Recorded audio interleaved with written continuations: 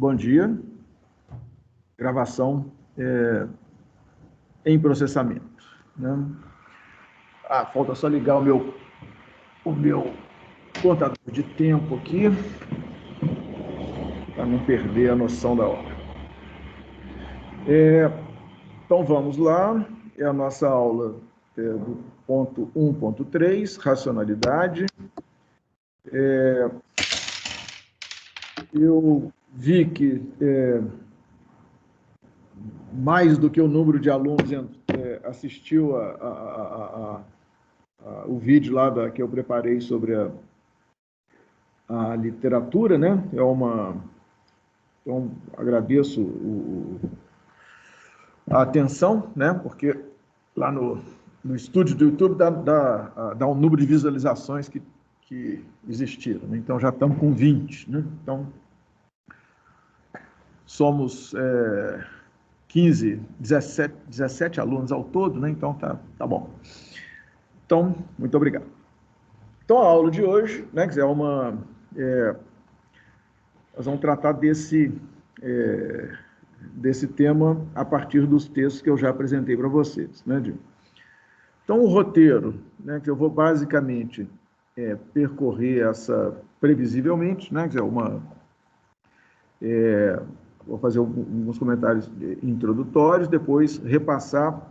O foco principal é o Herbert Simon, né, Então, aqui esse roteiro é meio desproporcional, porque eu vou gastar muito mais tempo discutindo o Simon e depois vou fazer uma pequena nota sobre o Kahneman, uma pequena nota sobre o Thaler, uma pequena nota sobre o Freud, né?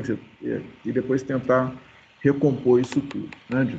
Então, um pouco essa é a ideia geral, né? Bom, então, né, um pouco tentando o que eu quero, né, localizar essa discussão, né, de racionalidade no nosso curso, né? Então, vou fazer conexão com as aulas que a gente teve até aqui, né, lembrando, né, então, enfim, né, num mundo que tem inovação todo o tempo, né, então, como, né, discutido na aula anterior, né, e digamos assim, e aquele vídeo exploratório que eu mandei para vocês, e vi que também foi bem assistido, né, que eu tinha prometido, né, discutir a inovação e a nossa espécie, né, a espécie humana, né, a partir do livro daquele biólogo, né, o Laland, né, Darwin's Unfinished Symphony, né, que eu acho que talvez ajude também a compor, né, essa aula, assim, né, um pano de fundo, porque inovação é algo, criatividade é algo inerente à nossa espécie, a espécie humana, né? Nós somos fruto disso, né? E as inovações ao longo do tempo vão nos moldando, né? E então, acho que tem esse elemento aí que eu não sei muito bem como conectar, mas acho que é importante conectar, e o livro do Laland, né, eu quis apresentar para vocês, porque é um esforço de vocês, né, para fazer as eventuais conexões que eu acho que são muito importantes. Certamente, tema de tese, né? Então, já vimos inovação, já vimos incerteza, já vimos imprevisibilidade do futuro, né? Enfim, por aquela ideia básica lá do Schumpeter, porque simplesmente ninguém pode saber qual inovação vai dar certo ou não, né? O mercado, num certo momento, vai selecionar, né? Então, a ideia de imprevisibilidade do futuro aparece como uma forma, né? Digamos assim, como uma decorrência, né, da concepção de inovação que a gente tratou. E como que isso se articula com a racionalidade na economia é o ponto da nossa discussão, né, que é o que eu vou, né, fazer. Gente, alguém está com o microfone aberto aí, só para dar uma checada aí, gente. Obrigado. Aí, ó. Então, isso o microfone continua ligado, hein? Um segundo. Isso tem a ver com, né, só para dar articulação, né? Isso tem a ver com o ponto 3 daquela discussão da lista do dose. Estou procurando aqui a lista, né, para ler o ponto 3. Não estou achando. Achei. Então, lembra daquele texto do Dawes, que tinha os 7 pontos dos building blocks da teoria evolucionária, etc.? Então, nós estamos lidando com o terceiro, né? Os agentes têm, no máximo, uma compreensão imperfeita do ambiente que eles vivem e, mais do que isso, sobre o que o futuro vai oferecer. Portanto, racionalidade limitada, num sentido muito geral, é assumido, né? Então, nós estamos nesse ponto aqui então, fazendo a conexão com a primeira aula. Essa aula é uma discussão de uma relação entre disciplinas, né? Quer dizer, e a chave aqui é a relação entre economia e psicologia, né? Quer dizer, então, essa é né, quer dizer, um diálogo importante, pouco explorado tempos atrás, de crescente importância, né? Quer dizer, e vai muito além do que eu vou apresentar para vocês, né? Quer dizer, então eu vou só ter uma pequena introdução para isso. Então, nessa introdução toda, nós vamos fazer vários diálogos, né? Então, hoje é dia do diálogo com a psicologia. Os autores, né? Quer dizer, eu já comentei, né, no vídeo enviado na segunda-feira, né? Que com os textos que nós estamos usando aqui hoje. Então, tanto Simon, Prêmio Nobel em 1978, Kahneman, Prêmio Nobel de Economia em 2002 e o Thaler, Prêmio Nobel de Economia em 2016. Né? Além disso, o Simon Prêmio Turing, né, da área de computação, em 1975. Eu destacaria que o Kahneman é psicólogo, não é economista, né? E o Simon, na apresentação de um livro que eu estou na mão aqui, se tivesse com a câmera eu mostraria, né? Intitulado Administrative Behavior, né? O Simon é apresentado como naquele momento ele era professor de psicologia e ciência da computação na Universidade Carnegie Mellon, né? Quer dizer, a edição desse livro que eu tenho na mão é de 1997, é uma pérola. Eu vou acrescentar uma passagem ou outra do livro nos nossos comentários. Então, é isso. Vou acrescentar aquela nota, né, sobre o Freud e a agressividade humana, como elemento da natureza humana relacionada à inovação. Isso é muito importante porque, se inovação é chave, é impossível entender inovação na sociedade contemporânea, né, que talvez em toda a história humana, né, que a inovação, né, em armas, né, é muito antiga, né, que até voltando àquele texto que eu mandei para aquele texto que eu comentei exaustivamente naquele vídeo sobre inovação e evolução humana. Vocês lembram daquele texto da Science? O autor é chamado Ambrose, né? Ele, na verdade, abre o texto. Quem tiver interesse, eu envio com muito gosto. Ele abre o texto da tecnologia paleolítica e evolução humana, né? Quer dizer, ele abre o texto lembrando da cena inicial de um filme, o 2001, Uma Odisseia no Espaço. Eu não sei se vocês viram esse filme, se não viram, recomendo. A cena de abertura são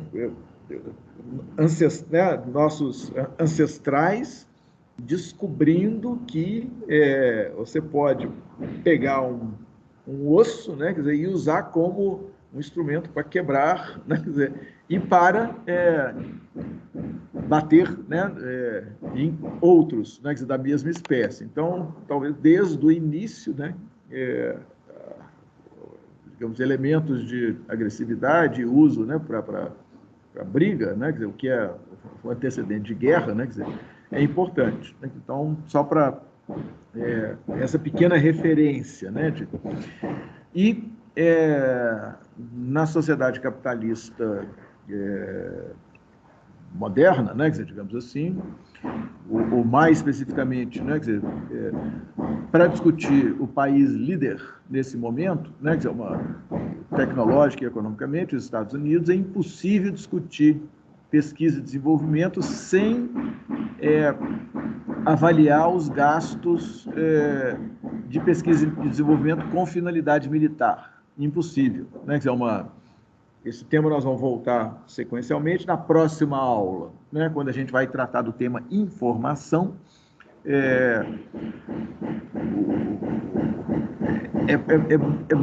Em um dos textos básicos existe uma longa reflexão sobre o gasto com pesquisa e desenvolvimento com finalidade militar. É o texto do Richard Nelson, intitulado The Basic Economics of Pure Research, né? Quer dizer, ou The Economics of Basic Research, enfim. Então, ele está discutindo a economia da pesquisa básica e vai ter que discutir o P&D com finalidade militar. Então, como o P&D com finalidade militar dificilmente pode ser entendido pura e simplesmente com aquela análise schumpeteriana básica e fundamental, eu inovo porque eu vou obter lucro, né? Quer dizer, tem outros fatores motivadores, então eu acho que é importante pensar nessa relação. Não me ocorreu outra coisa a não ser correr para os livros do Freud, é o que eu vou fazer e deixo ali um ponto para o raciocínio em geral. E, na verdade, o espírito geral de toda essa discussão de hoje, né, é tentar discutir racionalidade, um conceito de racionalidade que seja compatível com a economia como um sistema complexo, algo que orienta o nosso curso inteiro. Muito bem. Então, vamos ao Herbert Simon, né? Então, só para o roteirinho aqui, ó, se vocês virem aqui, desculpa, os números, né, que vão aparecer lá são relacionados aos autores e aos tópicos que estão aqui. Então, o 2 é relativo ao Simon. Então, o Simon vai começar, né, quer dizer, aí naquele texto de 1978, né, considerando que todas as ciências, né, quer dizer, sociais em particular, vão ter elementos de racionalidade, né? Quer dizer, então, a ciência política, antropologia, psicologia, etc., tem conceitos de racionalidade.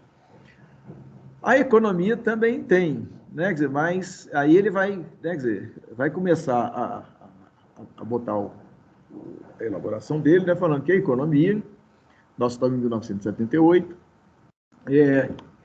tem um conceito muito particular de racionalidade, né, quer dizer, que é a racionalidade do maximizador de utilidade e a racionalidade de um altamente inteligente, né, quer dizer, processador de maximizador de utilidade, ou otimizador, né? Então, ele está aqui dando a primeira nota sobre a questão da otimização, né? Aqui ele vai fazer um comentário, né? Ele está numa parte mais geral do texto, onde ele discute o que cada disciplina exporta, o que cada disciplina importa, né, de outras, né, quer dizer, no diálogo interdisciplinas, né, quer dizer, interdisciplinar. Então, ele está falando que a economia está exportando um conceito que é muito especial, né? Para quem estudou economia, né, então aqui é fácil entender o que nós estamos falando. Nós estamos falando de algo que é o que a gente estuda em microeconomia 1, né? Então, em microeconomia 1, a gente aprende uma versão que eu vou chamar de muito convencional, né? Quer dizer, que é aquele, né, quer dizer, processador que, se é um consumidor, né, quer dizer, ele vai minimizar gasto, né? Se ele é um empresário, ele vai otimizar, né, quer dizer, seus ganhos, né? Enfim, né? Então tem então a otimização é chave, né? Em todo, né? Em todos os cálculos que nós vamos fazer, né? para chegar ao resultado, né, do consumidor ou da firma, dependendo do que é que nós estamos processando. Então, aquele tipo né, de comportamento é o que está sendo avaliado. Né? Quer dizer, insisto, microeconomia 1, muito convencional, né? Quer dizer, básico, mas, né, quer dizer, essa, né, quer dizer, é uma concepção, né, quer dizer, importante, né, quer dizer, e é um ponto de partida importante para a elaboração do Simon. Né, quer dizer, a crítica é essa, né, ele vai dizer mais que, definindo esse objetivo, né, a maximização da utilidade ou do lucro, né, quer dizer, e tendo como premissa o que ele, Simon, está chamando de racionalidade substantiva, essa racionalidade da microeconomia introdutória e convencional, diz o Simon que isso foi possível liberar a economia de qualquer dependência em relação à psicologia, o que é um problema, né? Porque aqui ele está falando naquele segundo texto, o texto que ele está falando, o texto né, o discurso dele no recebimento do Prêmio Nobel, né? Liberar a economia de qualquer dependência em relação à psicologia. Não é bom fazer isso, né? Quer dizer, no fundo, a ideia geral que o Simon vai apresentar é o seguinte: na hora que você quer discutir racionalidade, consulte quem entende, consulte quem pesquisa isso. Vamos ouvir a psicologia, né? Veremos adiante. Bom, antes de prosseguir, né, eu quero fazer um comentário sobre um texto que vale a pena ser lido, né, só na preparação dessa aula que eu observei que, de fato, o Simon comenta esse texto. É o texto do Hall e do Hitch, né, intitulado... Bom, o texto do Hall e Hitch, de 1939, é um clássico, né, e o Simon faz um caminho em direção ao que eles chamam o mundo real dos negócios, né? Quer dizer, vamos ao mundo real, né? E o Hall e o Hitch, né? Quer dizer, então, em 1939, o mundo, né? A ideia da competição perfeita, a ideia né? da otimização estava, né? Quer dizer, fortíssima, né? Quer dizer, no conjunto, né? da economia. E o Simon vai... Então, o Hall e o Hitch, o que eles vão fazer? Né? Eles vão fazer um trabalho muito simples. Eles vão fazer uma pesquisa... Vão procurar empresários, dirigentes de firma e perguntar como é que eles definiam preço, né, de alma. Qual a estratégia de precificação que esses empresários, né, quer dizer, dirigentes de grandes empresas, assumiam. Né? Se a microeconomia convencional fosse levada a sério por eles, né, pelos empresários, pela turma, né, no mundo real de negócios, todo mundo ia responder falando: não, eu vou definir qual é o custo marginal e aí pronto, o preço é igual ao custo marginal e ok, né? Quer dizer, eu executo aquele algoritmo de otimização, né? Quer dizer, e defino o preço a partir daí. Mas não foi isso que eles encontraram. Encontraram, né? Quer dizer, uma outra forma de precificação, né? Que aí o Simon comenta, então. O Hall e o Hitch apresentaram uma proposição herética de que os preços são definidos simplesmente ao aplicar um markup simples, ao invés de tornar o preço igual aos custos marginais. Né? Então, a ideia é que não é o que a teoria convencional sugeria, né? Então, os métodos para definição de preço são completamente diferentes. É interessante porque esse método aqui vai ter tudo a ver com o que o Simon adiante vai elaborar mais teoricamente, né? Do satisficing, né? Então, chegaremos lá. Então, o que o Hall e Hitch diz, né?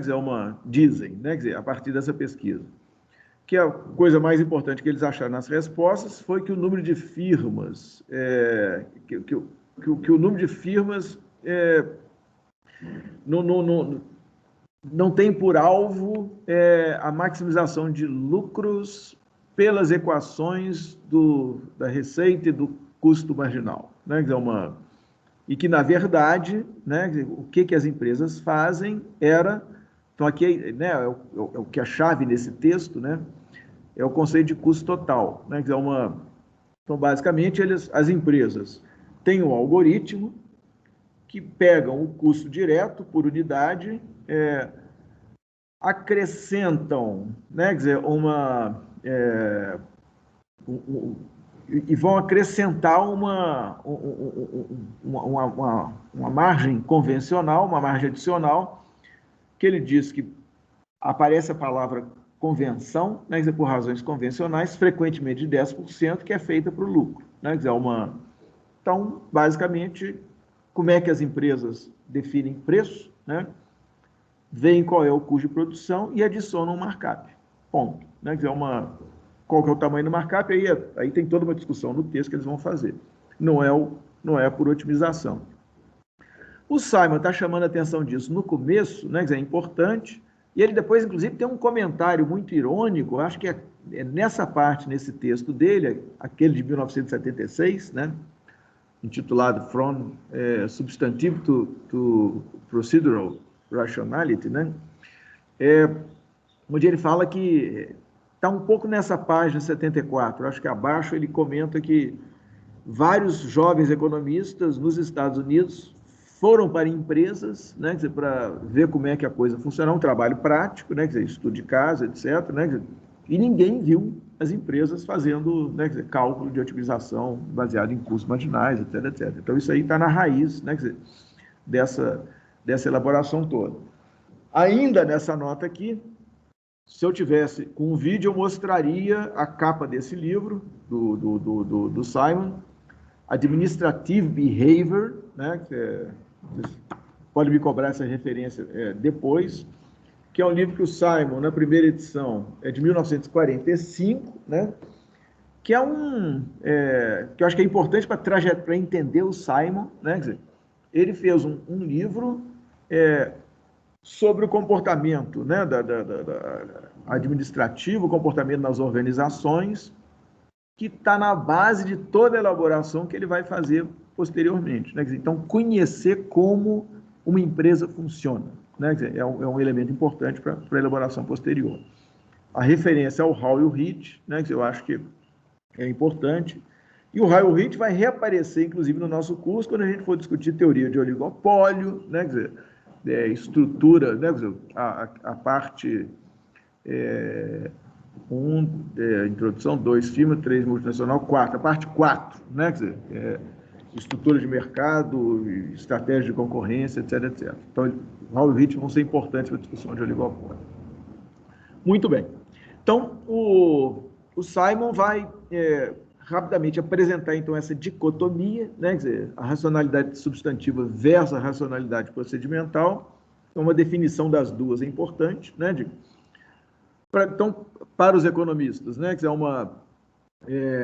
então, basicamente, racionalidade substantiva é tudo que a gente aprende em micro 1, né? Na graduação, é aquilo, né? Quer dizer, para os não economistas, quem não fez essa matéria, se vocês desconfiam do que o Simon e do que eu estou repassando aqui, né? Quer dizer, perguntem para os colegas de economia, relembrem o que peçam para eles lembrar o que é a racionalidade da micro 1, que é isso mesmo, né? Quer dizer, Então, a definição, racionalidade substantiva é apropriada para o alcance de metas dentro dos limites impostos por condições e restrições, né? Quer dizer, E a procedimental é quando o resultado...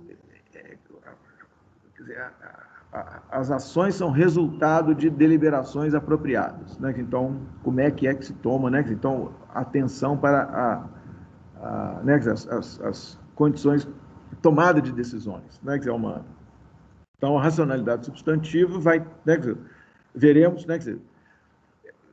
Para o pessoal de economia, é só lembrar como é que a gente, né, nós todos resolvemos problemas em micro 1, né? Quer dizer, é aquela história, né? Quer dizer, dada, né, as restrições x, y, z, dadas essas condições, né? Quer dizer, e aí nós vamos resolver um algoritmo de maximização em função dessas, né, quer dizer, condições, né? Então, faz essa dicotomia, né? Mais precisamente, né? Quer dizer, num texto de 1997, esse eu não mandei para vocês, eu vou comentar ao final, mas já recomendo, 97 foi publicado um livro, Models of Bounded Rationality, Modelos de Racionalidade Limitada. É uma espécie de uma obra que vai fazer uma coleção de vários ensaios, né, que o Simon preparou ao longo da vida, né, que é muito bom. O terceiro volume é esse que eu estou trabalhando, tem na biblioteca do CDPLA, né, então temos acesso a isso, né, então o Simon vai dizer, né, lá na página 291 deste livro, né, e vai se apoiar nessa teoria na verdade no inglês Subjective Expected Utility, né, eu estou traduzindo como teoria da utilidade subjetiva, que ele vai considerar a forma mais avançada de expressão, né, dessa formulação mainstream, né, e ela vai postular, então, relembrando, né, que as escolhas sempre são feitas entre, então vamos lá, 1, 2 e 3. 1, entre um conjunto fixo e dado de alternativas, né? Então, para a otimização, a gente recebe um conjunto definido e as alternativas estão estabelecidas, né? 2, as distribuições de probabilidade subjetivas dos resultados são conhecidos, né? Se eu fizer isso, acontece aquilo, se eu fizer aquilo outro, acontece uma outra coisa diferente. Então, tem essas distribuições são conhecidas. E 3, a escolha é feita de forma a maximizar o valor esperado de uma determinada função utilidade, né? Então, otimização, né? Então, essa, né, é a síntese de como a escolha é feita, né, dentro da teoria da utilidade subjetiva. Né? O Simon vai dizer que teoria de racionalidade limitada vai aparecer quando se relaxa uma ou mais dessas premissas, né? Quer dizer, o relaxamento de uma dessas premissas. Então, aqui entra numa área que estou começando a botar o pé na racionalidade limitada, na racionalidade procedimental, né? Então, se eu suponho que não tem um conjunto fixo de alternativa, né, quer dizer, e se eu, né, quer dizer, vou entrar no processo de geração de alternativas para tomar a decisão, já entrei no mundo da racionalidade limitada. Em segundo lugar, se eu assumir que as distribuições de probabilidade não são conhecidas, né, quer dizer, então eu já entrei né, no mundo da racionalidade limitada também. Porque eu vou ter que estimar essas probabilidades, vou ter que ter estratégia para lidar com a incerteza, né? Então, também. E, em terceiro lugar, se eu substituo a otimização, a maximização de uma função de utilidade, por outras estratégias. E aqui ele vai falar por estratégias do satisficing.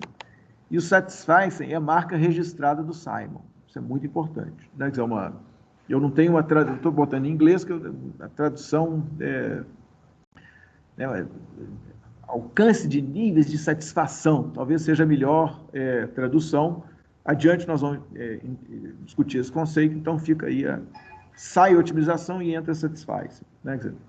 Então, com qualquer um desses relaxamentos, a gente entra no mundo da racionalidade limitada. Racionalidade, né? Quer dizer, o estudo da racionalidade procedimental, então aqui eu volto para aquele texto de 1976. Se vocês forem ver o esquema do texto, ele vai, num certo sentido, indicar como que se estudava a racionalidade procedimental lá na década de 70, e ele chamava atenção para esses 4 elementos, que são os 4 subtópicos do texto. O estudo de processos cognitivos, então aqui é psicologia mesmo, né? Como é que a gente conhece, né? Entende, né?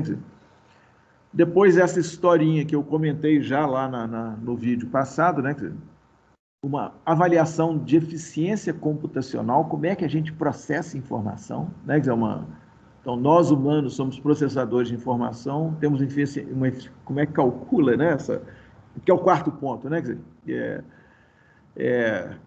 qual é a eficiência computacional humana, né? Quer dizer, evidente que ela tem limitações, dirá o Simon, tem tantas limitações que a gente inventa computadores e máquinas para auxiliar o nosso processamento de informações, né?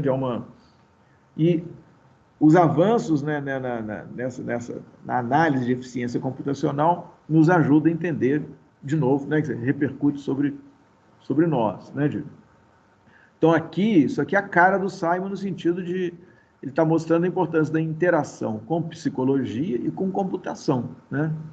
Relembro, né, que então, em 1997, ele estava na Universidade de Carnegie Mellon na posição de professor de psicologia de computação. Né, que então, é daí que vem essas...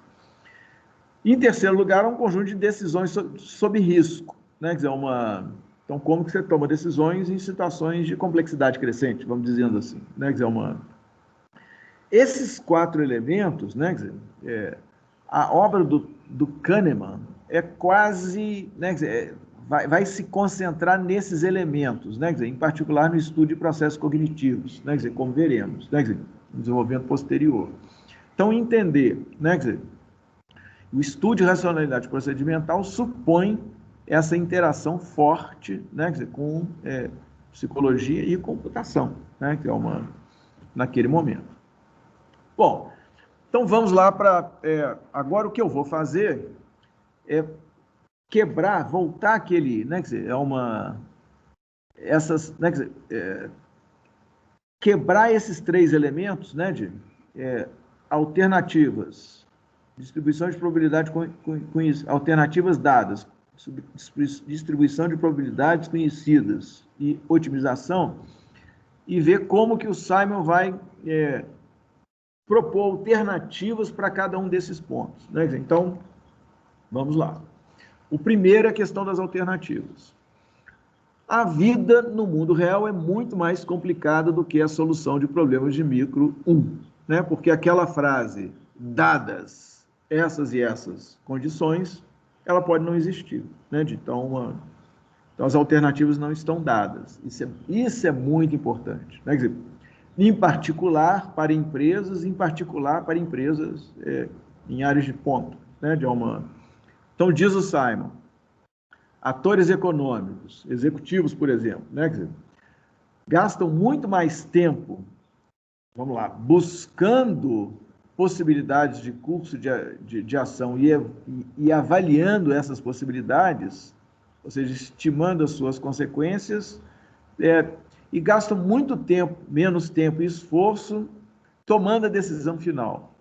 Porque uma vez que as alternativas foram geradas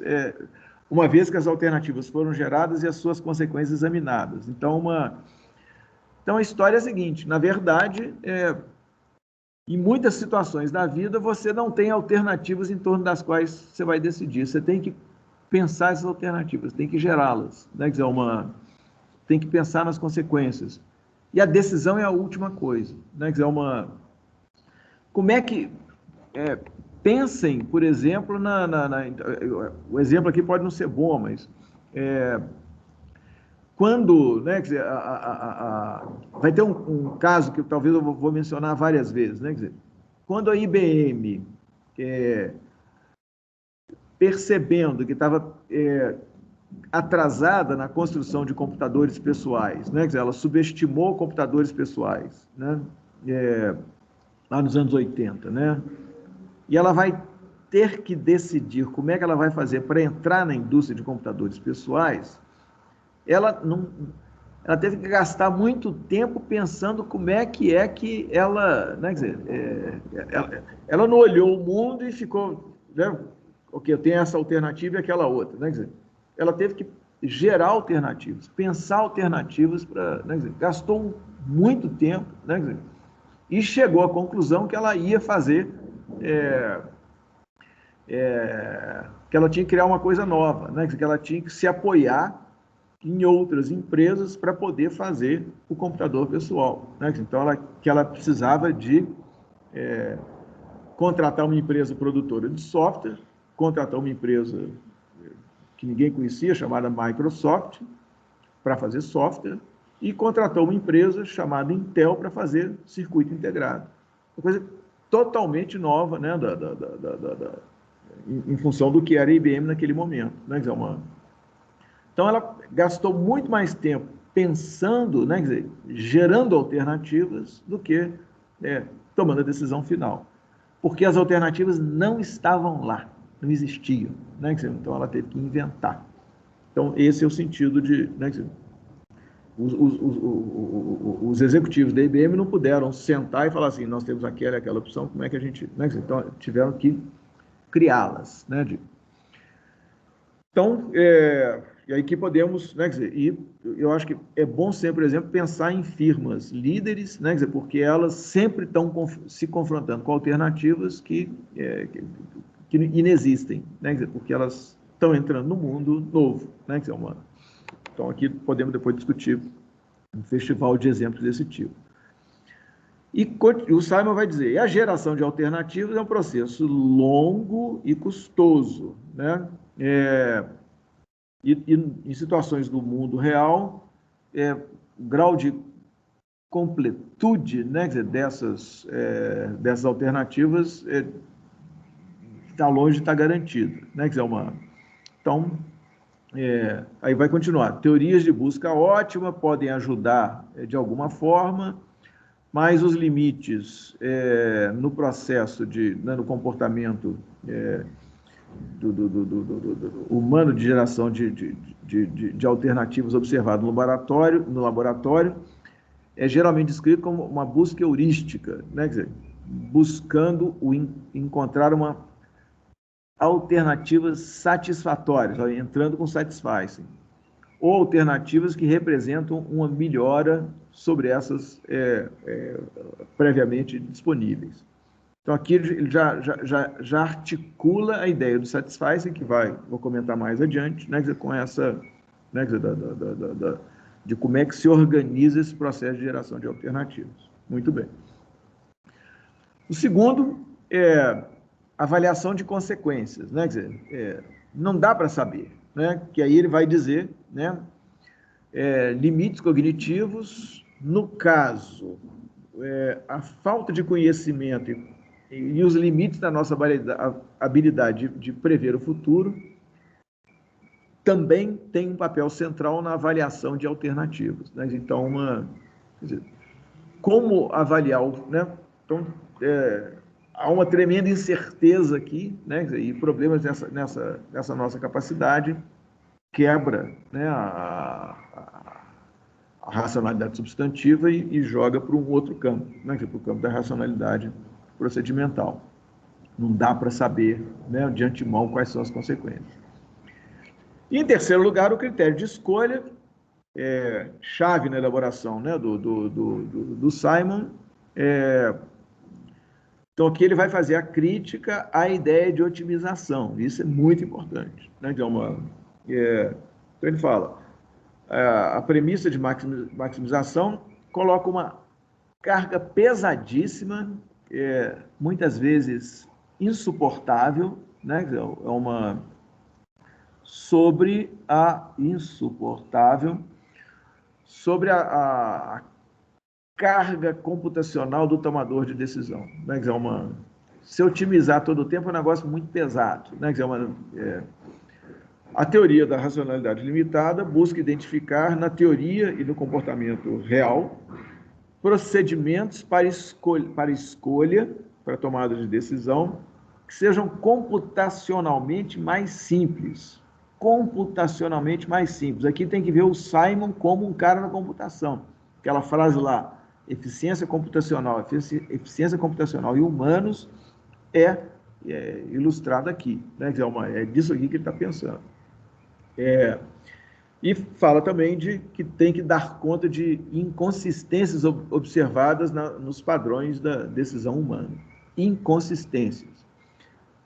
Parênteses aqui, porque o que o Kahneman e o que o Thaler vão desenvolver como que essas inconsistências são sistemáticas, vieses, né, que são sistemáticas na tomada humana de decisões, né? Que é então, fica essa observação que vai ser muito desenvolvida depois.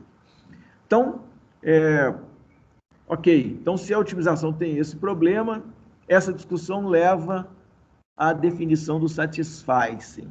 Insisto, aqui é a marca do Simon, né? Que é já que em muitas situações do mundo real, ótimos genuínos são simplesmente incalculáveis, dentro de limites viáveis de esforço, o satisficing seria uma alternativa. O que é o satisficing? Né? Quer dizer, ao invés de maximizar todo aquele algoritmo, que para maximizar você tem que pelo menos fazer cálculo 1, né? Para poder resolver esses algoritmos, né? Os agentes vão buscar uma alternativa satisfatória. Como? Né? Quer dizer, então agora ele fala, vamos chamar a psicologia. A psicologia propõe o mecanismo de níveis de aspiração. Né? Quer dizer, então, níveis de aspiração. E é um processo. Né? Quer dizer, se aparece que é muito fácil encontrar alternativas que se encaixam nesse critério, os padrões são gradualmente elevados. Né, Dino? Se a busca continua por muito tempo sem encontrar alternativas que satisfaçam, os padrões, então, são gradualmente rebaixados. Né? Então, aqui tem um processo, né, de define um nível de aspiração e parte para buscar a realização desse nível. Né? Quer dizer, se encontra com facilidade, se aumenta um pouco, se é difícil, você baixa, e se encontrou, resolve. Né? Quer dizer, então, nível de aspiração. Esse nível, né, quer dizer, então, voltando, o nível de aspiração pode ter as mais variadas origens.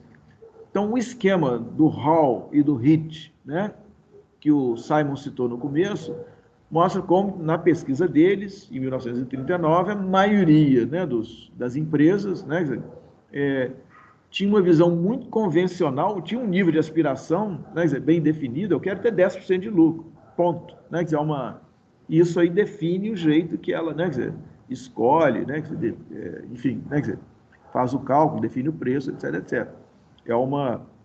Evidente que, se vocês forem ler o texto do Hall e do Hitt, a coisa tem variações, né, vai ter variação do markup, né, por setor industrial, etc, etc, que tem a ver, né, essas, né, diferentes taxas de lucro em diferentes setores, e isso, né, faz com que, em alguns setores, a taxa de lucro, a conversão seja um pouco maior, em outros a conversão seja um pouco menor, etc, etc. Então, isso é muito importante. O mecanismo de níveis de aspiração. Grifem isso. Né? Quer dizer, vem da psicologia, absorve e é adotado, né? Quer dizer, é a sugestão, né, do Simon. Então, ele fala, continuando, tem um tipo de mecanismo de feedback ou de tateamento, onde o tomador de decisão converge por um tipo de critérios que são alcançáveis. Né? Agora, esse movimento também não é sem esforço. Né? Então, e se tem esforço, tem que considerar que tem que ser raciocínio, né? Temos que incluir isso no processamento, né? Porque tem custo, né? Quer dizer, a tomada, a escolha, o método de escolha, a forma de tomada de decisão implica em gasto de energia, custo. Né? Então, simplificar é importante. Né? É o que ele vai explicar, né, na última observação que eu selecionei aqui. Então, assim, a diferença entre o nível de aspiração, entre os mecanismos de nível de aspiração que vem da psicologia e os mecanismos de otimização que a economia, né, que está utilizando, a microeconomia convencional, a diferença é porque o mecanismo dos níveis de aspiração é um mecanismo de computação muito mais simples, né, do que a otimização. Né? Que fala, é algo como, né, para quem estudou macroeconomia, a diferença entre expectativa adaptativa e expectativa racional na teoria de escolha sob incerteza na macroeconomia. Né? Então, A expectativa racional pressupõe todos esses algoritmos de maximização. Expectativa adaptativa é mais, né, é mais articulada com níveis de aspiração, né, você vai adaptando em função, né, do contexto, etc, etc. Então, daí a ideia do Satisfice. Né, quem quiser ler com mais, né, calma a discussão de Satisfice, eu recomendo esse, né, o 1997 é o livro Models of Bounded Rationality, né, que tem um capítulo específico sobre Satisfice. Né, então, eu tirei essas coisas de lá. Então, com isso, eu encerro a apresentação, né, da contribuição do Simon com algumas observações que eu acho que são importantes e que pode fazer o Simon reaparecer no curso. Eu acho que ele vai ficar o tempo todo, né? Então, primeiro, chamar a atenção que é um sujeito envolvido em inteligência artificial, tema, né, foi até o tema importante, né, uma revolução, né, tecnológica emergindo, né, Em 1997, de novo, eu estou com o livro aqui, Administrative Behavior, na mão. Na apresentação, na contracapa do livro, fala que ele, no momento, trabalha no campo de inteligência artificial, né, de 1997. Nos estudos, né, nas pesquisas que eu estava fazendo sobre inteligência artificial, esbarrei, né, com uma referência a um texto do Simon, que eu não resisti de fazer um comentário, por razões, né, para que vocês me cobrem, me provoquem mais adiante, né, então eu estaria mostrando para vocês esse livro, é um texto, o título é esse, The Corporation. Corporation é a sociedade anônima, a grande empresa, né? Será ela gerenciada por máquinas, né? É um texto de 1960, num livro fazendo previsões para 1985, né? O título do livro é Management and Corporations 1985. Escrito em 1960. Então, era todo mundo fazendo previsões. E o Simon respondia essa pergunta. Os gerentes vão ser desbancados por máquinas, né, por computadores, etc. Né, o texto é muito interessante. Né, ele vai... a resposta é que não, né, porque... E aí tem uma passagem que é sensacional, que ele fala, tudo bem, é mais fácil automatizar a produção, então vai ter... Supondo que tenha uma fábrica automatizada, os gerentes vão estar pensando na criação de uma nova fábrica automatizada. Né? Então, tem uma discussão de deslocamento, né? Funções que computadores podem facilitar e vão deslocando, né, as tarefas dos gerentes. Né? Eu fico muito feliz porque isso aqui, infelizmente, eu não conhecia esse texto antes, né? E eu tenho uma elaboração, né, que relaciona o progresso tecnológico com o trabalho, né, dizendo que, eu digo, né, que o progresso tecnológico não termina com o trabalho. O progresso tecnológico é fruto do trabalho, tecnologia é fruto do trabalho, né, e o progresso tecnológico reposiciona o trabalho, né, ampliando, né, o papel do lado intelectual do trabalho, o polo intelectual do trabalho, em detrimento do polo manual. Né? Então, basicamente... Então, acho que o Simon apresenta um raciocínio que é como que, à medida que você tem máquinas mais capazes, máquinas mais inteligentes, né, você vai deslocando funções, né, e liberando, né, quase, né, no caso, ele está discutindo gerentes, né, são trabalhadores, né, altamente especializados, né, que veremos, né, o papel deles quando a gente chegar na teoria da firma, como que eles vão só mudando a função, né, assumir novas tarefas, então eu acho que é muito interessante, né, esse texto. O outro texto que eu quero fazer referência é um texto intitulado Organizations and Markets, que ele publicou em 1992 no Journal of Economic Perspectives. É muito interessante porque ele vai chamar a atenção da relação entre essas duas instituições, né, e dizer que o capitalismo, na verdade, o capitalismo moderno é incorretamente chamado de economia de mercado, devia ser chamado de economia de organizações. As organizações são muito mais importantes que os mercados, tem uma relação entre os dois, etc., e há então, pela ênfase, né, que ele dá ao papel dessas, né, E organização não é só empresa, né? Quer dizer, é também universidade, é também, né? Quer dizer, então tem um conjunto de instituições e eu acho que vale a pena, né?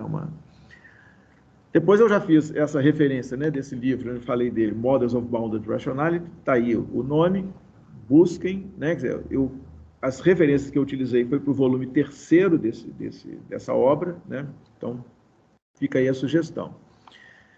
E depois eu meio, né, quer dizer, preparando essa aula, né, quer dizer, fiquei lá visitando as páginas desse livro, né, Administrative Behavior, né, quer dizer, e encontrei, né, quer dizer, essa é uma 4ª edição, é muito interessante porque eles primeiro apresenta o que era o texto em 1945, né, e depois, nessa 4ª edição, o Simon comentou em cada capítulo comentários, né, quer dizer, meio atualizando. Né? Então, a 4ª edição é de 1997, né? Também. Né? Então, é um mundo que já existia, o World Wide Web. Né? E ele vai fazer os comentários sobre esse mundo. Né? Então, tem um comentário aqui que eu não resisti a colocar aqui, porque vocês me cobrem, porque isso aqui tem que aparecer no último tópico do nosso curso, né? Que é a microeconomia da era Google, né? Ou era pós-World Wide Web. Nós estamos, né, então, em 1997, num mundo rico em informações, né? E, aliás, a nossa próxima aula é sobre informação, né? Então, já tem outra conexão.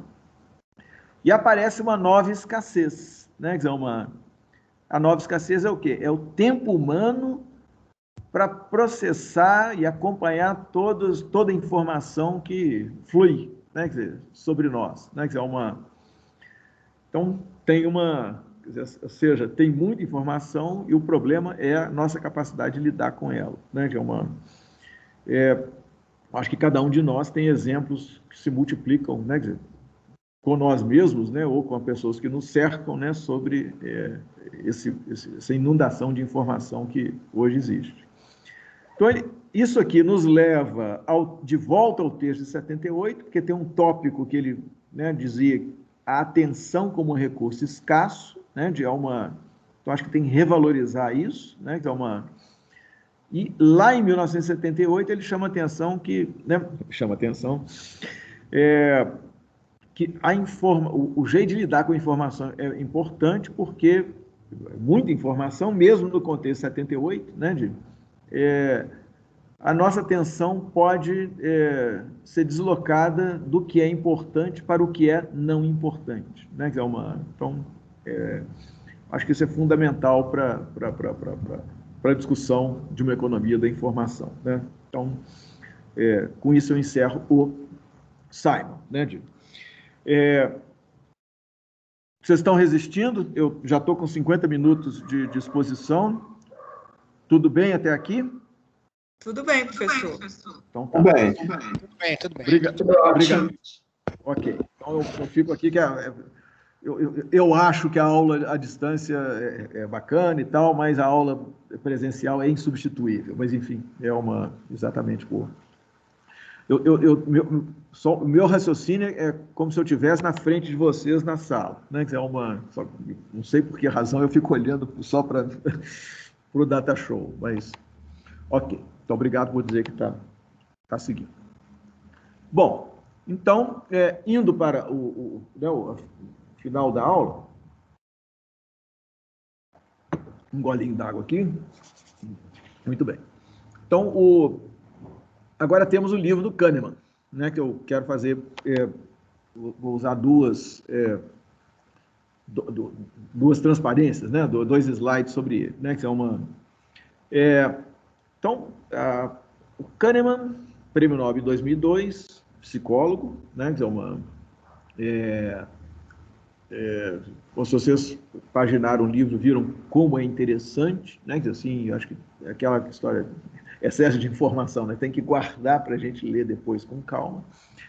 Quero só relembrar aquela estrutura do livro, né, que vocês vão, que eu comentei, desculpa, é importante, cadê o livro? Aqui. Né, eu chamei a atenção, né, no comentário, né, estou só lembrando, né, que é um livro que começa na parte 1 falando de 2 sistemas, Na parte 2, trata de heurística e de vieses, né? Então, ele conecta com aquela observação que eu fiz quando o Simon falava de problemas, das decisões, né? Equivocadas, etc., né? Imperfeitas. Aqui o viés virou uma coisa sistemática, né? A parte 3 é sobre a overconfidence, né? Excesso de confiança. Parte 4, escolhas. E parte 5, os 2 erros. Né? Então, tem uma articulação disso tudo, é uma obra, né, que populariza e organiza, né, tudo que o Kahneman fez até esse ponto, né, da vida. E, então, portanto, é um livro que vai ter muita, né, muito avanço de estudo de processo cognitivo e de tomada de decisão. Né, então, e aí vai para o laboratório. Né, eu não sei se vocês visitaram, tiveram tempo nessa semana de fazer uma sugestão que eu fiz e vou refazer aqui, visitar os discursos dos ganhadores de Prêmio Nobel lá em Estocolmo, no site do Prêmio Nobel, nobelprize.org. Né? A apresentação do Kahneman é interessante, né? Eu vou perder um tempinho dando um exemplo de estudos de psicologia em laboratório, né? Para ver como que a gente decide coisa errada. Né? Essa história toda de viés, etc, etc. Como ele falou isso lá em Estocolmo, visitem a página para vocês verem, eu vou contar aqui porque dá um pouco essa ideia, né? O experimento é basicamente o seguinte, ele pega um cobaia, né? um ser humano disposto a fazer a experiência, e basicamente é o seguinte, num primeiro momento, ele pega, um balde de água gelada, né? Então o sujeito, né? Quer dizer,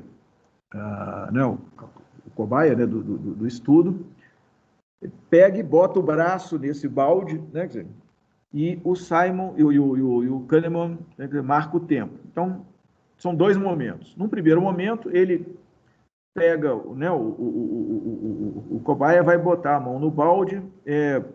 Eu não vou acertar os tempos, mas o sentido geral eu vou acertar. E no primeiro caso, ele fala o seguinte, ele bota o cara 5 minutos, a mão 5 minutos no balde, e tira.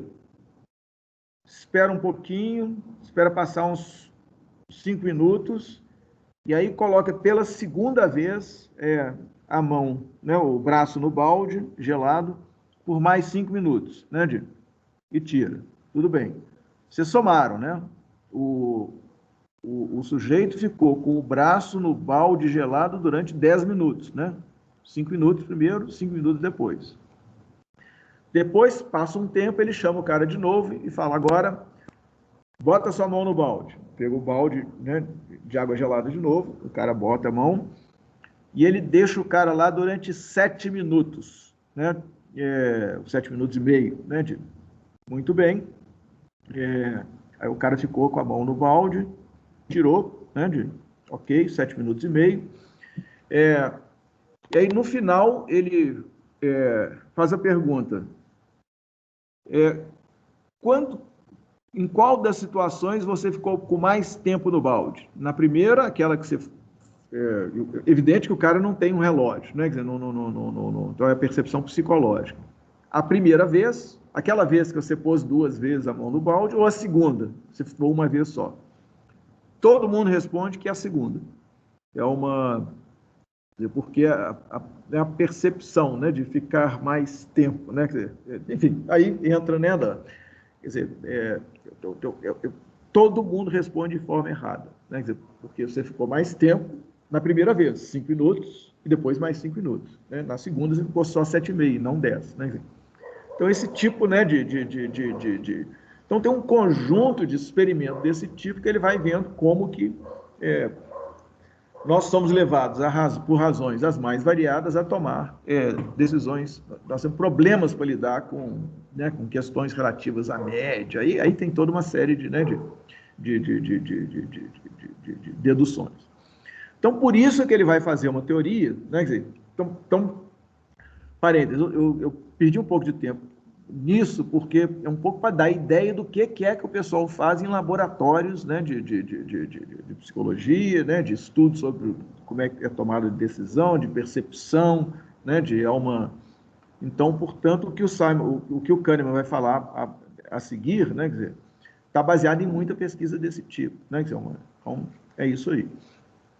Bom, então ele vai apresentar, né, quer dizer, então ele vai apresentar essa definição dos sistemas 1 e 2, né, que vai estar relacionada com o nosso, né, depois com os dois eus, etc., né, que é lá adiante.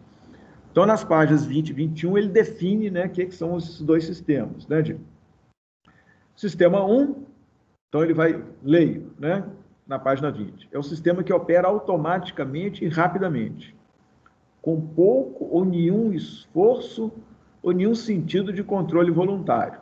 É a gente funcionando no automático. Né? E o sistema 2, na página 21, ele diz: aloca atenção para atividades mentais que requerem esforço, que demandam esse esforço, né? Incluindo computações complexas. As operações do sistema 2, continua o Kahneman, estão sempre associadas à experiência subjetiva de agência, escolha e concentração. Né? Então, sistema 1 funciona no automático, sistema 2, né? É a hora que para, pensa, reflete, etc, etc. Né? Então, essa duplicidade, né? Vai estar por trás de todo, né, um jeito que nós humanos funcionamos, né, ele dá um exemplo, né, de história de como é que quando você guia, né, quem já teve experiência de guiar em uma estrada, né, ou como piloto ou como copiloto, né, que você vai conhecer isso, né, na hora que está tudo tranquilo, a gente vai no automático, né? Que você vai, então é capaz de você ir dirigindo, ir conversando, né? Fazendo duas coisas ao mesmo tempo, etc, etc. Né? Então está no automático. O sistema 1 está no comando, né?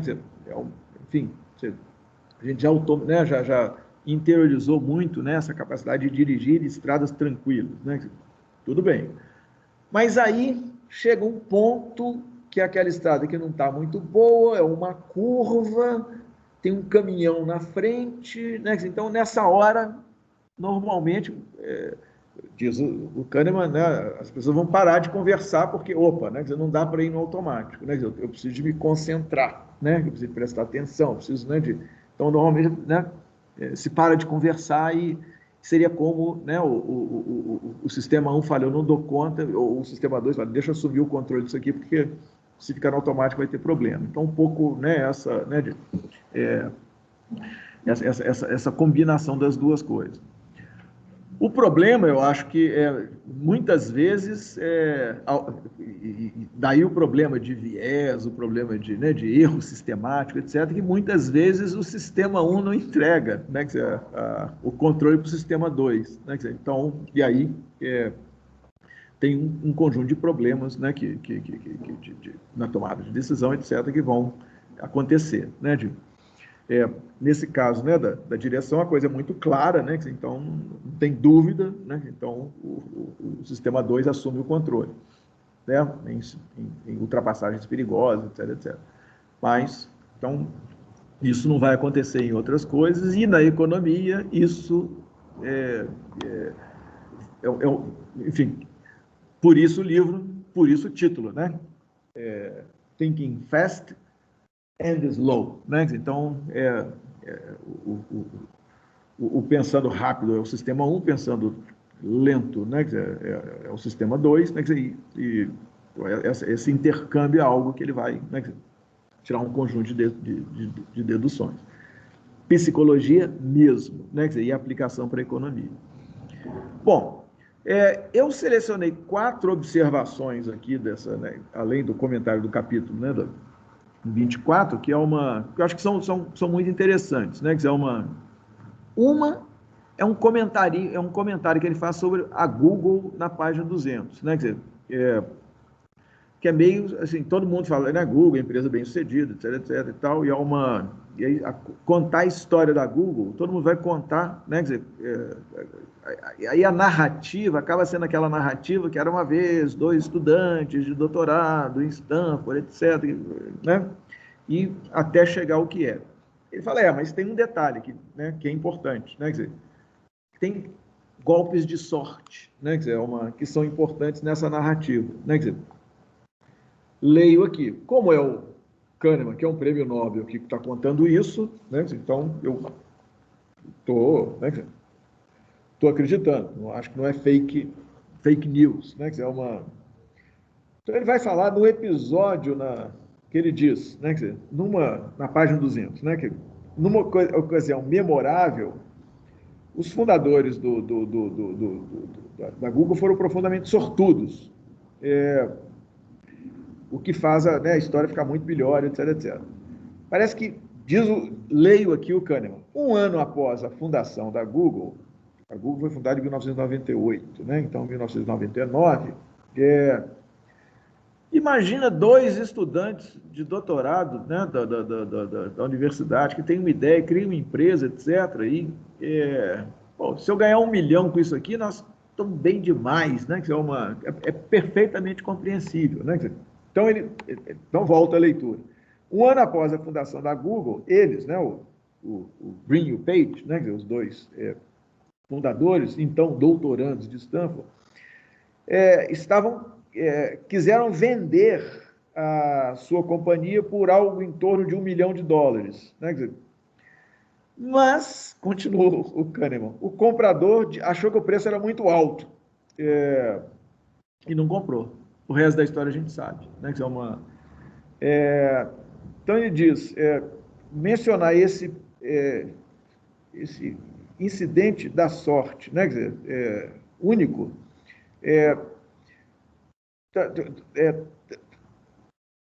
fica muito mais fácil para demonstrar, né? Quer dizer, como que a quantidade de vezes, né? De caminhos, que sorte, né? Quer dizer, o imponderável, né? Quer dizer, pode entrar, né? Quer dizer, pode definir.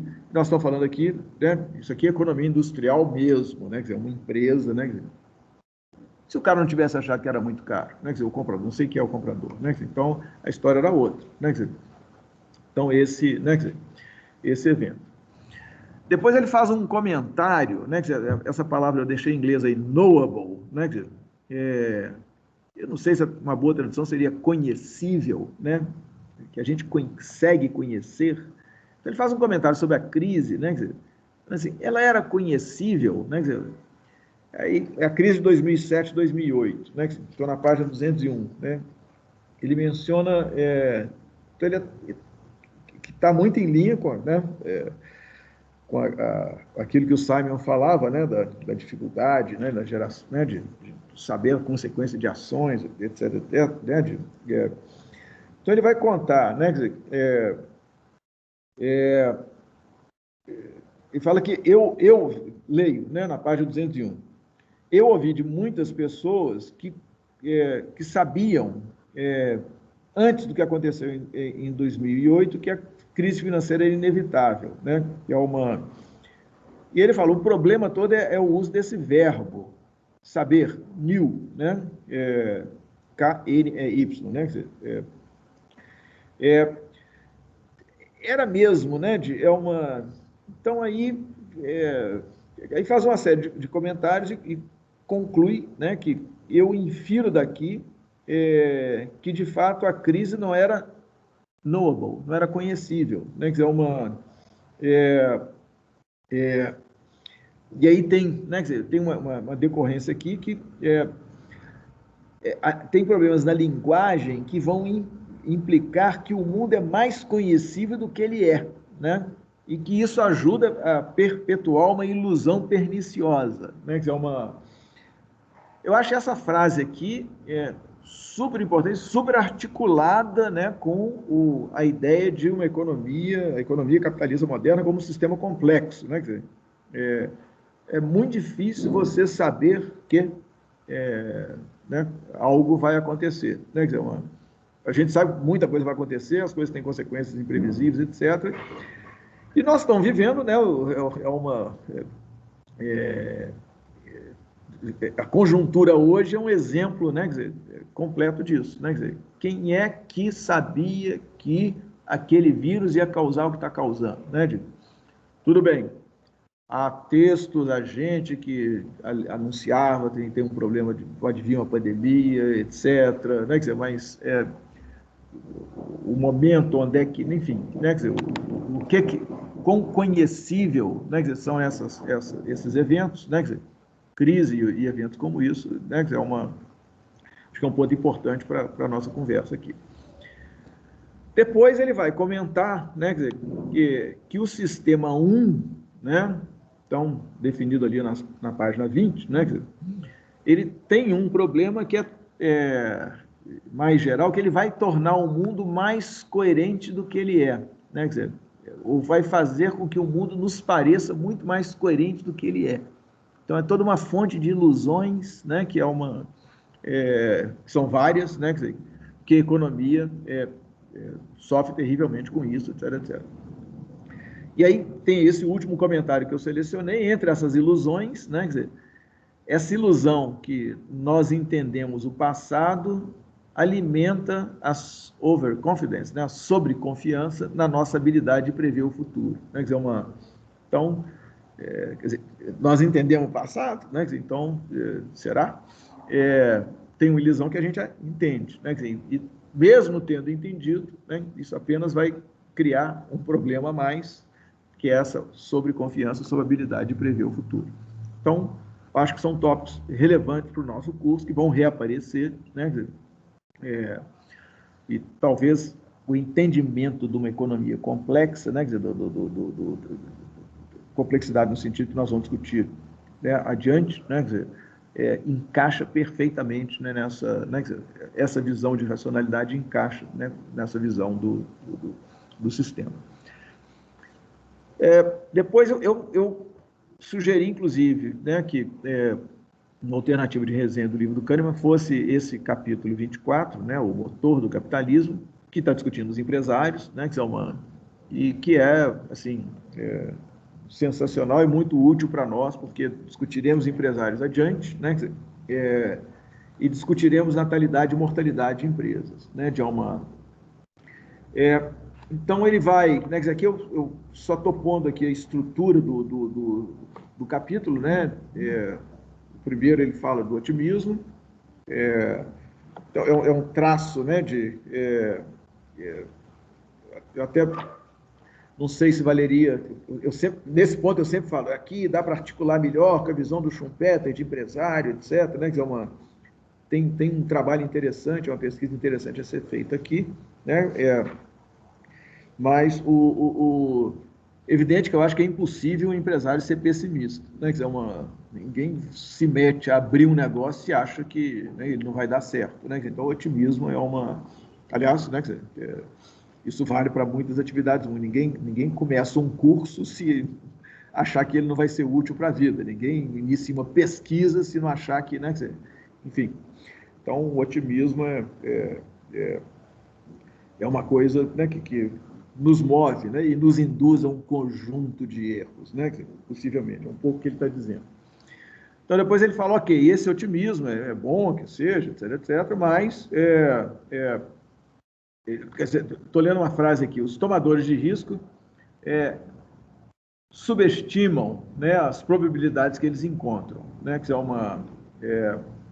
então tem mais do que essa subestimação, vem essa ideia de, eu pus em inglês porque, né, não é ilusão, né, delusão, não sei se tem que pensar uma tradução, né, entrepreneurial delusion, né, e aqui leio a frase, né,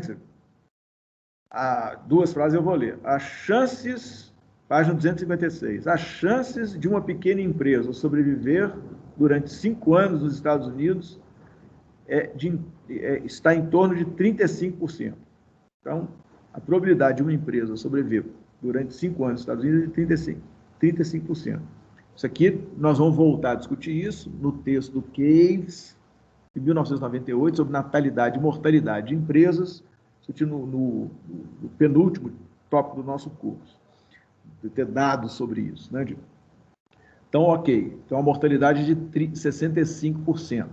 De novo, isso aqui se articula com aquilo que o Schumpeter falou, né? A chance, né? Os fracassos são mais comuns do que o sucesso, então por isso, né? O lucro é a remuneração da inovação bem-sucedida, né? Que é uma... Mas esse é o dado. Mas pesquisando junto aos empresários, 81% deles coloca as chances pessoais de sucesso em torno de 70% ou mais alto, né? Que é exatamente o oposto, né? A chance, né, de 60%, a chance de sucesso é de 35%. 81% acham que a chance de sucesso dele é o dobro do que é na realidade. E 33% desses empresários acham que a chance de fracasso é zero, né? Que é então, essa é a... Né? E aqui o Kahneman faz referência ao texto do Dose com um cara que trabalha com ele, Kahneman, que vai chamar o empresário do mártir da inovação, né? Que é isso é interessante porque essa entrepreneurial delusion é muito funcional para o motor do capitalismo, né? Enfim, porque é o que vai garantir, né, a introdução de inovações de forma sistemática, etc, etc, né? Então, vem de um erro, né? Depois ele vai comentar o papel da negligência da competição, né? Então, subestimar o adversário todo o tempo é um problema grave, né? E falar de todos os problemas da overconfidence, né? No caso, né, da vivência no mundo competitivo, etc, etc. Né? Então, eu acho que isso aqui dá um bom quadro, né, de ilustrar. Por exemplo, eu vejo o Kahneman aqui como um ilustrador daquela frase do Schumpeter lá em 1911, né? O que é o empresário, né? Essa, né, o perfil, né? A psique do empresário, né? Um termo que o Schumpeter vai usar, o Kahneman está discutindo extensivamente essa psique, né, no final do século XX, início do século XXI. E, finalmente, o Kahneman vai ter essa discussão, né, criar essa dicotomia entre os econs e os humans, né, que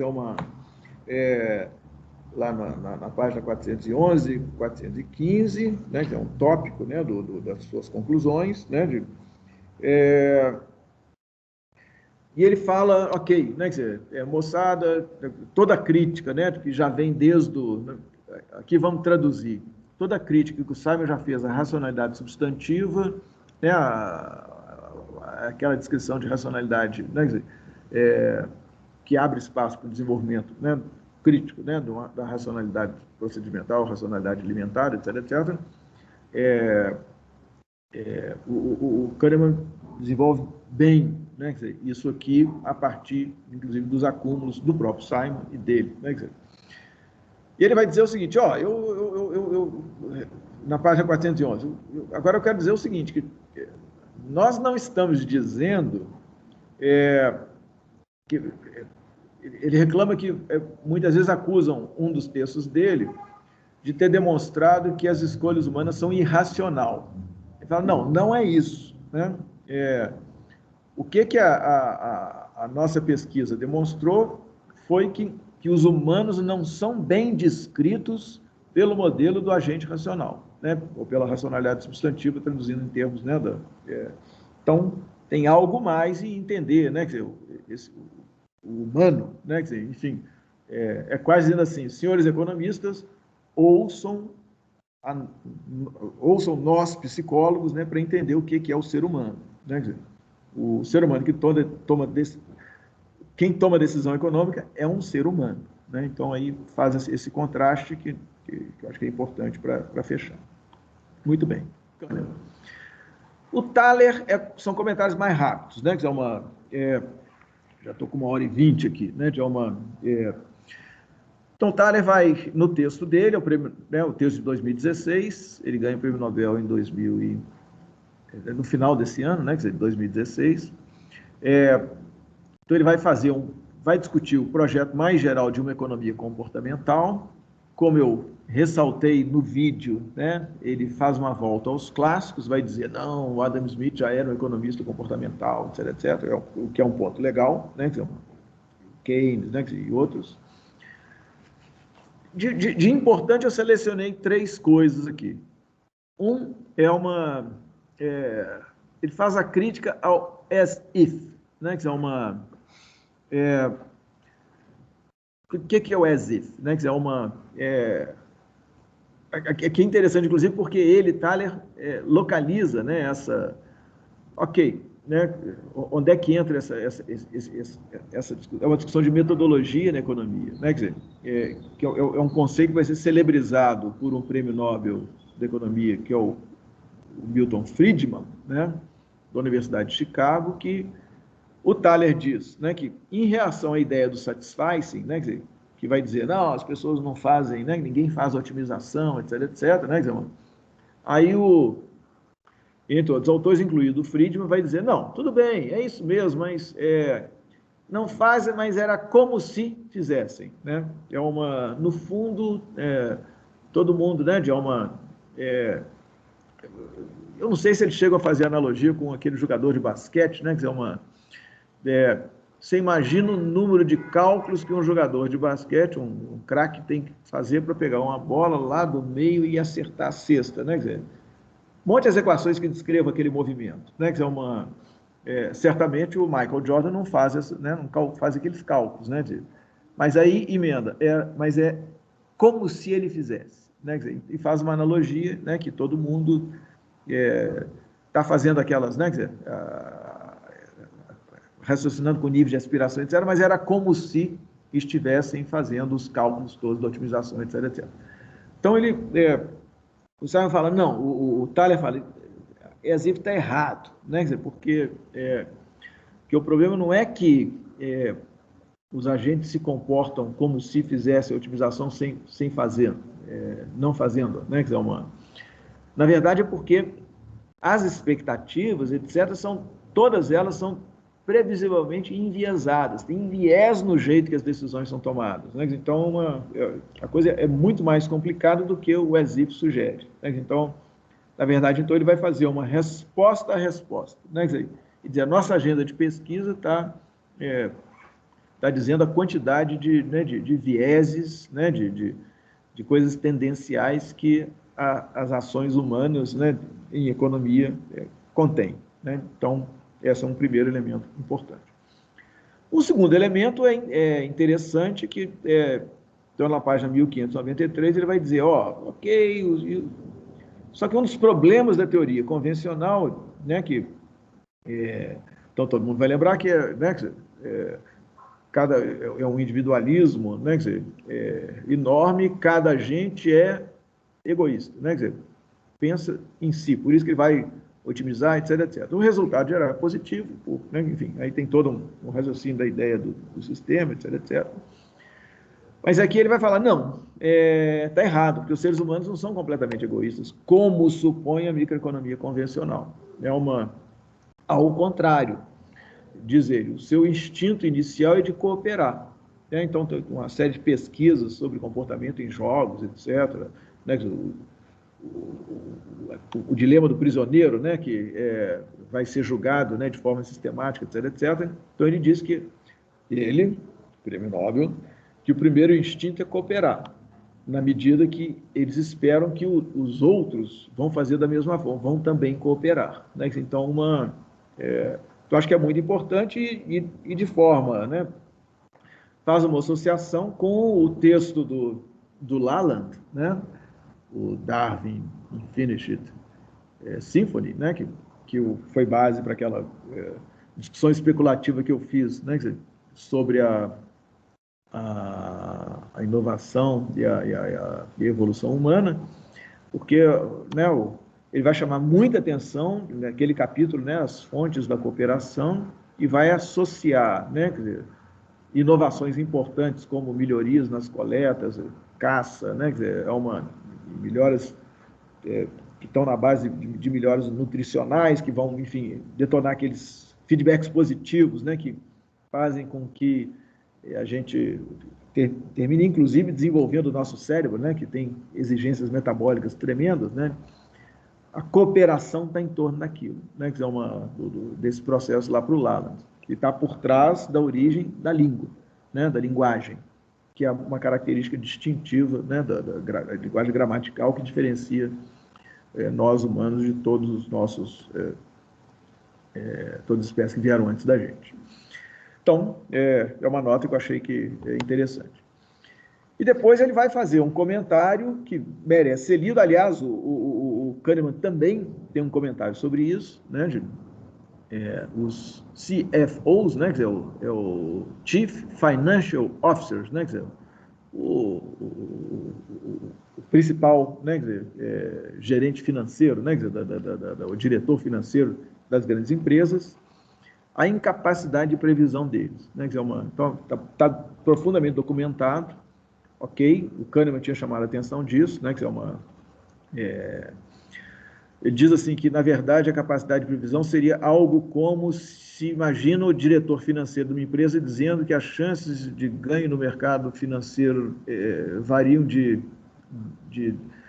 30% a menos 10%. Né? Quer dizer, se alguém entrasse numa reunião dizendo isso, seria objeto de uma gargalhada. Mas é mais ou menos o tamanho, né, nesse intervalo ele acerta, né? Quer dizer, mas quem é que vai falar isso? Né?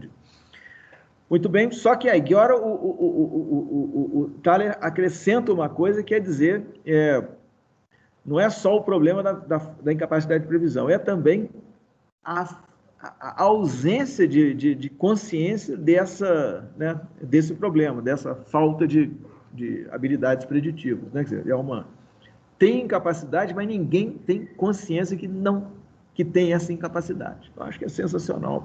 Né? A conclusão é uma observação, leiam lá, vale a pena ler, porque ele faz um balanço, né, do papel da economia comportamental, etc, etc. Ok. Então, agora indo para a conclusão, né, que é uma notinha sobre o Freud, né, que terminou entrando de dois jeitos. Vou discutir aqui. Então, lendo aquele texto do Simon que eu comentei, né, se as máquinas vão substituir os gerentes, etc., e tem um final muito interessante, que ele um pouco está dizendo, ok, vai mudar muita coisa e nós, humanos, vamos achar um outro lugar para nós, né, quer dizer, no meio dessa, né, do mundo com máquinas inteligentes, etc, etc. E faz essa referência, ele não cita, mas isso aqui eu acho que é o próprio Freud falando. Né? Então ele falou, ó, tem três grandes deslocamentos, né, que a ciência fez com nós humanos. Né? Quer dizer, primeiro, Copérnico e Galileu disseram não, que a Terra não é o centro do universo, né? Quer dizer, na verdade a gente roda em torno do Sol, então deslocaram, é um primeiro deslocamento. O Darwin vai ser um segundo, dizer, ok, nós não somos tão especiais assim, nós estamos aqui na Terra e nós, né, somos resultado de um longo processo evolutivo então, portanto, nós somos, né, filhos de espécies, né, que evolutivamente estiveram antes da gente. Né, então, desloca, né, nos coloca, né, toda a linhagem da evolução da vida em geral. Né, e o último seria o Freud, né, e aí diz o Simon, né, quer dizer, leio, né, quer dizer, com Freud, os humanos deixaram de ser uma espécie cujo comportamento era potencialmente governado por uma mente racional. Né? Então,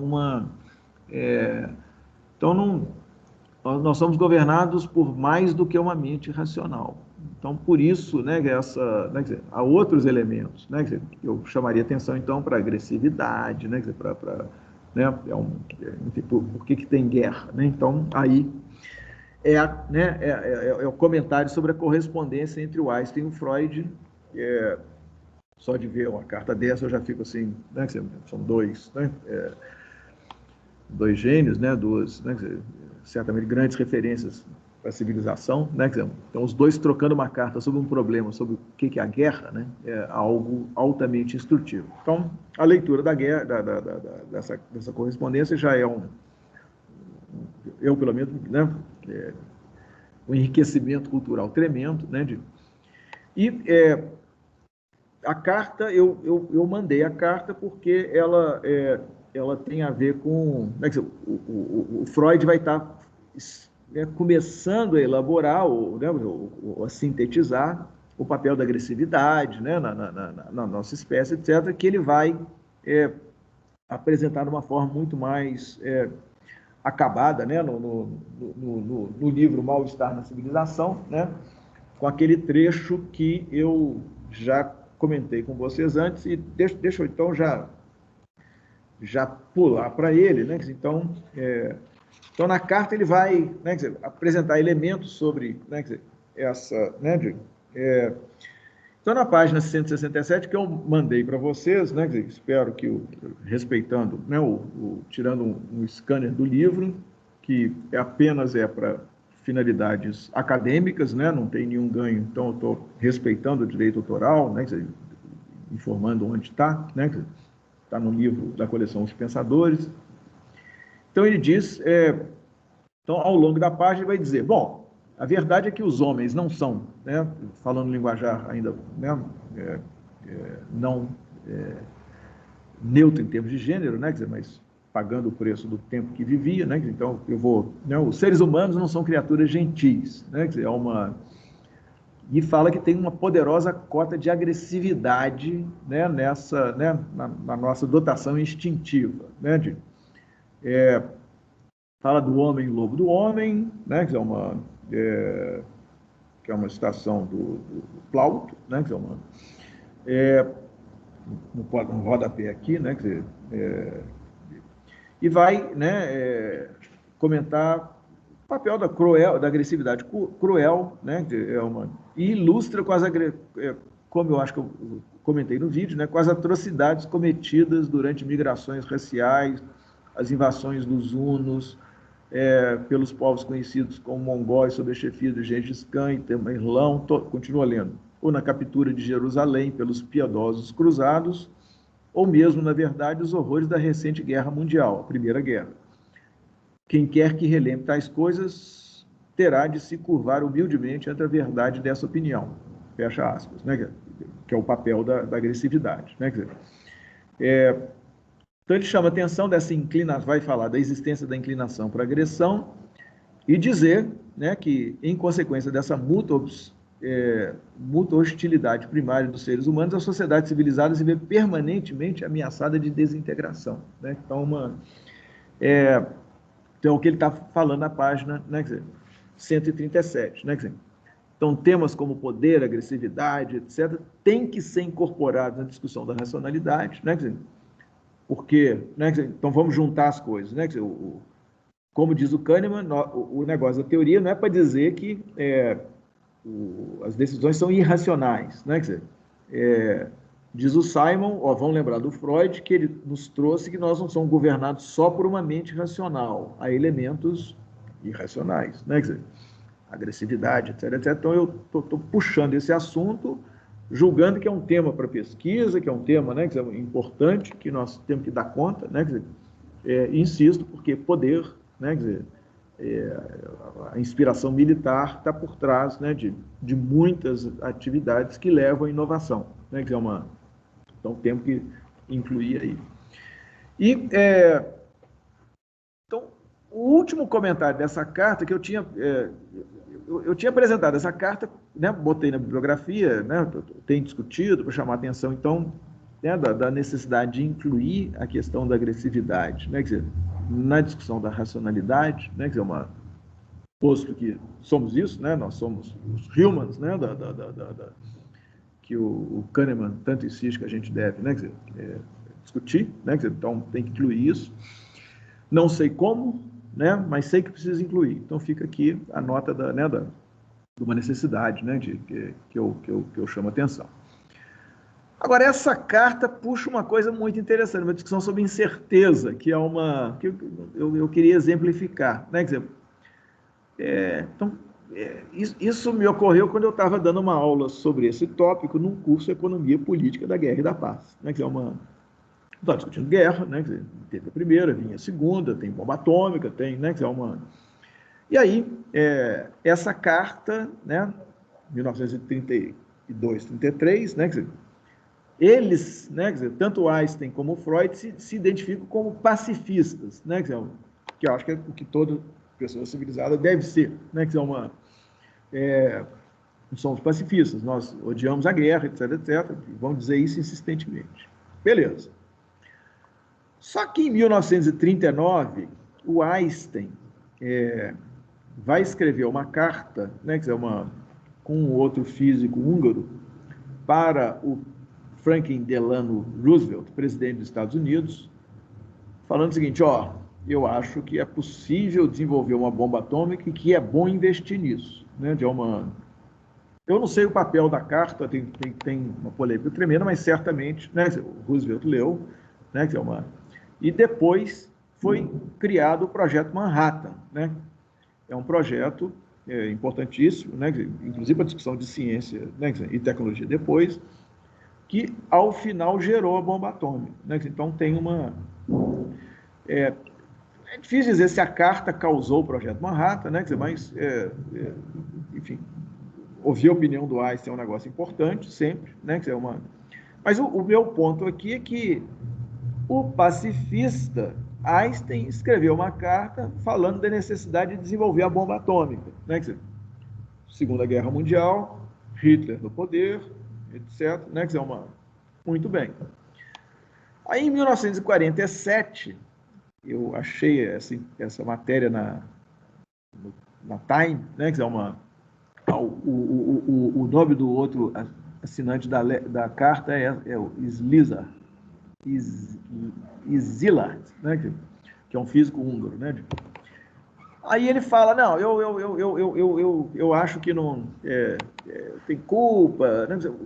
A sensação dele em torno da carta, né? Quer dizer, se ele teria escrito a carta de novo, etc, etc. E ele responde, é dito que ele respondeu, então por isso eu pus essa matéria aqui, porque, né, para a fonte, que ele usa essa expressão, had I known, né, que estou traduzindo, se eu soubesse. Então, o que ele diz mais ou menos, se eu soubesse que a Alemanha não ia conseguir desenvolver a bomba atômica, eu não teria escrito essa carta, não teria recomendado fazer o projeto Manhattan. Se eu soubesse, mas como saber? Então, aí é um problema do autoconhecível lá do Kahneman, né? Nós estamos discutindo um fenômeno complexo, né? Uma guerra, Hitler, enfim, possibilidade de bomba atômica, etc. Imaginam se o Hitler tem a bomba atômica antes, né, do nosso lado, dos aliados, né? O mundo seria certamente outro, né? Então, como é que você ia saber, né? Então isso aqui eu acho que virou uma ilustração muito interessante, né, da dificuldade de conhecer, da dificuldade de prever, né? Então, o Einstein, retrospectivamente, vai dizer, se eu soubesse, né? Mas, só que ele não sabia, nem poderia saber. Né? Então, o resultado é que o pacifista Einstein vai ter um papel, não sabemos qual, né? Mas contribui para o desenvolvimento da bomba atômica, né? E talvez nos traga esse princípio aí de como que para questões complexas, né, a incerteza está presente, né?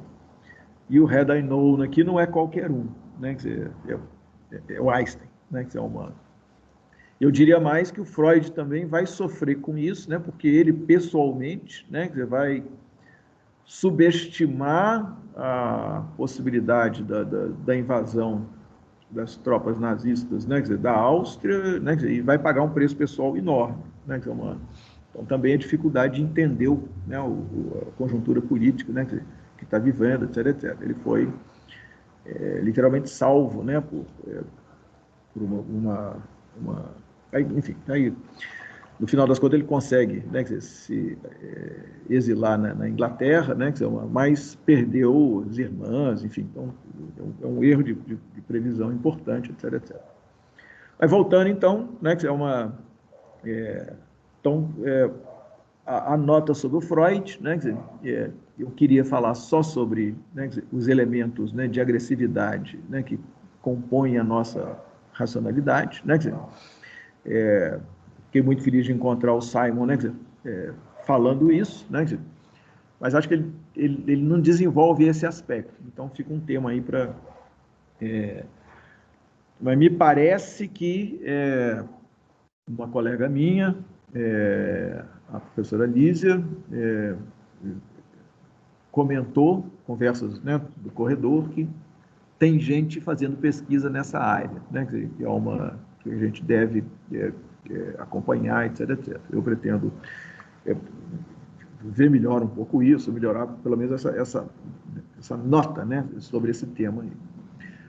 Bom, e para encerrar, então a última transparência, né, é essa, no meu comentário final, eu já anunciei no vídeo sobre essa literatura, né?